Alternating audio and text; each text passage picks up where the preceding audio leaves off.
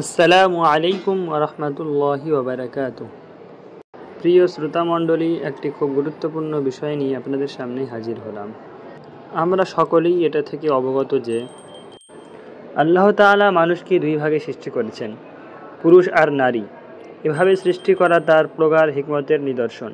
তিনি কাউকে কন্যা সন্তান দান করেন, আবার কাউকে পুত্র সন্তান, আবার কাউকে উভয়টিই দান করেন, কাউকে আবার কোনো সন্তানই দেন না।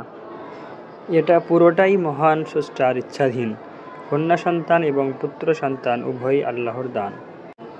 দুঃখজনকভাবে আমাদের সমাজে পরিলক্ষিত হয় যে যখন পুত্র সন্তান জন্ম লাভ করে তখন খুব আনন্দ প্রকাশ করে উৎসাহের সঙ্গে মিষ্টি বিতরণ করে পুত্র সন্তান হওয়ার সুসংবাদ প্রচার করা হয়, আর তার লালন পালনের সেক্ষেত্রে বিশেষ আন্তরিকতা প্রকাশ পায়। পক্ষান্তরে কন্যা সন্তান জন্মগ্রহণে কোনো খুশি প্রকাশ করে না। কারো সঙ্গে কন্যা সন্তান হওয়ার আলোচনাটুকু করতেও লজ্জাবোধ করেন অনেকেই। অনেক সময় কন্যা সন্তান হওয়ায় স্ত্রীর উপর স্বামী এবং তার পরিবারের সদস্যরা অসন্তোষ প্রকাশ করেন, বিরূপ আচরণ করেন।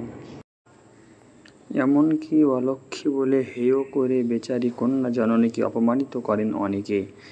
অথচ এটা মহিলার ইচ্ছাধীন কোনো বিষয় নয়, বরং এসব আল্লাহরই ইচ্ছাধীন। এদিকে ইঙ্গিত করে মহান আল্লাহ তাআলা পবিত্র কোরআনে বলেন, আসমান ও জমিনের রাজত্ব একমাত্র আল্লাহরই। তিনি যা চান সৃষ্টি করেন, যাকে ইচ্ছা কন্যা সন্তান দান করেন এবং যাকে ইচ্ছা পুত্র সন্তান দান করেন। সূরা শুরা আয়াত নম্বর 49।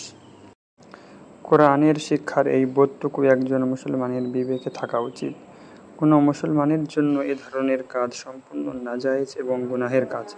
এমনকি আল্লাহ তাআলার সৃষ্টি জ্ঞানের উপর আপত্তি করার মানান্তর। এটি জাহিলি যুগের কাফিরদের কর্মপন্থা। প্রাক ইসলামী যুগে আরবে কন্যা সন্তান লাভ হওয়াকে নিজের জন্য অপমানের বিষয় মনে করা হতো। ইসলাম এ কুপ্রথার অবসান ঘটিয়েছে। এ প্রসঙ্গে আল্লাহ তাআলা বলেন, তাদের কাউকে যখন কন্যা সন্তানের সুসংবাদ দেওয়া হয় তার মুখ কালো হয়ে যায় এবং অসহনীয় মনস্তাপে ক্লিষ্ট হয়। কন্যা সন্তান সৌভাগ্যের নিদর্শন। কন্যা সন্তান মহান আল্লাহ তাআলার পক্ষ হতে মাতা পিতার জন্য একটি বিশেষ নিয়ামত। কন্যা সন্তানকে অশুভ মনে করা কাফিরদের বদ স্বভাব। কন্যা সন্তানকে অপছন্দ করা খাঁটি মুমিনের পরিচয় নয়। কন্যা সন্তান অশুভ বা অকল্যাণকর নয়, বরং কন্যা সন্তান জন্ম নেওয়া সৌভাগ্যের নিদর্শন। হযরত আয়েশা রাদিয়াল্লাহু তাআলা আনহা থেকে বর্ণিত, রাসূলুল্লাহ সাল্লাল্লাহু আলাইহি সাল্লাম বলেন, ওই স্বামী স্ত্রীর জন্য অধিক বরকতময় যার দেনমোহরের পরিমাণ কম হয় এবং যার প্রথম সন্তান হয় মেয়ে। তাই কোনো মুসলমানের এই প্রথার সঙ্গে কোনো রূপ সামঞ্জস্য থাকা উচিত নয়।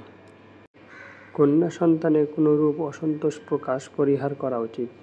রাসূলুল্লাহ সাল্লাল্লাহু আলাইহি সাল্লাম যেমন কন্যা সন্তানকে আল্লাহর রহমত বলেছেন এবং কন্যা সন্তানের প্রতি যে ভালোবাসা প্রকাশ করেছেন এটা আমাদের আদর্শ, তার অনুসরণ আমাদের কর্তব্য।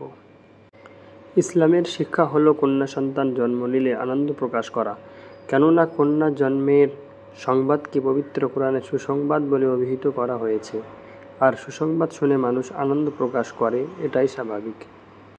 তাছাড়া কন্যা সন্তান জন্মানোই নিজেকে ছোট, অপমানিত মনে করা কাফেরদের কর্মপন্থা।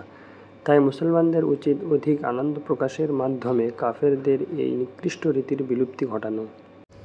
কন্যা সন্তানের মাধ্যমে আল্লাহ পরিবারে সুখ ও বরকত দান করেন। হাদিসে এমন কথা উল্লেখ হয়েছে। হযরত আনাস রাদিয়াল্লাহু তাআলা আনহু থেকে বর্ণিত হাদিসে নবী করিম সাল্লাল্লাহু আলাইহি সাল্লাম বলেন, যে ব্যক্তি দুটি কন্যাকে তারা সাবালিকা হওয়া পর্যন্ত লালন পালন করবে, কিয়ামতের দিন আমি এবং সে দুটি আঙ্গুলের মতো পাশাপাশি আসব। তারপর তিনি তার আঙ্গুলগুলি মিলিত করে দেখালেন।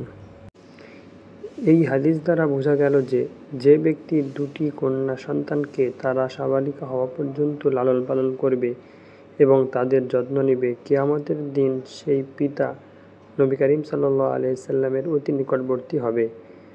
আর এটাও জানা গেল যে কন্যা সন্তানের মর্যাদা ও গুরুত্ব অপরিসীম।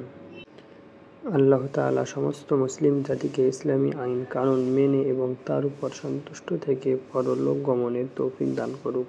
আমিন।